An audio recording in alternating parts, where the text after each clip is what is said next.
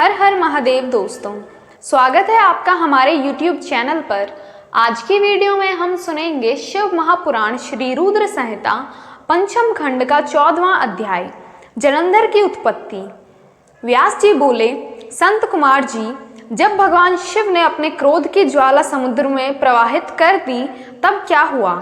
संत कुमार जी बोले, हे मुनि, जब भगवान शिव ने अपना क्रोध समुद्र में डाल दिया तो क्रोध की वह ज्वाला बालक का रूप लेकर जोर जोर से रोने लगी।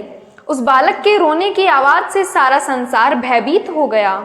पूरा संसार उसकी आवाज से व्याकुल था। तब सभी चिंतित होकर ब्रह्मा जी की शरण में गए।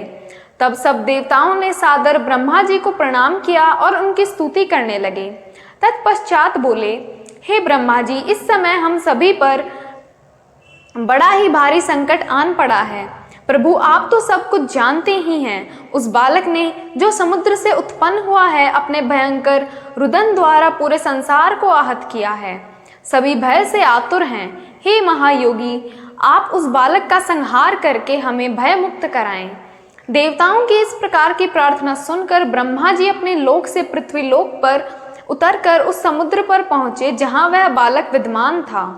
ब्रह्मा जी को अपने पास आता देखकर समुद्र ने भक्ति पूर्वक उन्हें प्रणाम किया और उस बालक को ब्रह्मा जी को सौंप दिया। तब ब्रह्मा जी ने आश्चर्यचकित होकर समुद्र देव से प्रश्न किया कि यह बालक किसका है। ब्रह्मा जी के इस प्रश्न का उत्तर देते हुए समुद्र देव बोले कि हे भगवान, यह बालक गंगा सागर की उत्पत्ति स्थल पर प्रकट हुआ है, परंतु इस बालक के विषय में और कुछ नहीं जानते। इस प्रकार सब ब्रह्मा जी समुद्र से बातें कर रहे थे। तब उस समय उस बालक ने ब्रह्मा जी के गले में हाथ डाल दिया और उनका गला जोर से दबा दिया, जिसकी पीड़ा स्वरूप उनकी आंखों से आंसू बहने लगे। तब ब्रह्मा जी ने यत्न पूर्वक उस बालक की पकड़ से अपने को मुक्त कराया और समुद्र से बोला कि तुम्हारा इस जातक पुत्र ने मेरे नेत्रों से जल निकाला है, अतः यह बालक जलंधर नाम से प्रसिद्ध होगा। उत्पन्न होते ही युवा हो जाने के कारण यह बालक महापराक्रमी, महाधीर जवान, महायोद्धा और रण दुर्गम होगा। यह बालक युद्ध में सदैव विजयी होगा, यहाँ तक कि यह भगवान श्री हरि विष्णु को भी जीत लेगा। यह बालक दैत्यों का अधिपति होगा। कोई भी मनुष्य या देवता इसका चाहकर भी कुछ नहीं बिगाड़ पाएंगे।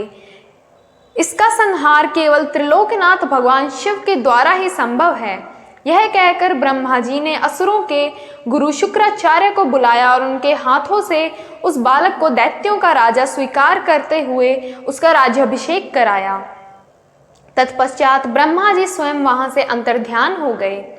अपने जातक पुत्र के विषय में जानकर समुद्रदेव बहुत प्रसन्न हुए और उसे अपने निवास स्थान पर ले गए। कुछ समय पश्चात उन्होंने जलंधर का विवाह कालनेमी नामक असुर की परम सुंदरी पुत्री वृंदा से संपन्न करा दिया। जलंधर आनंद पूर्वक अपनी पत्नी के साथ निवास करने लगा और असुरों के राज्य को बड़ी चतुराई से कर्तव्य पारणता के साथ चलाने लगा। उनकी पत्नी वृंदा महान पतिव्रता नारी थी। ओम नमः शिवाय।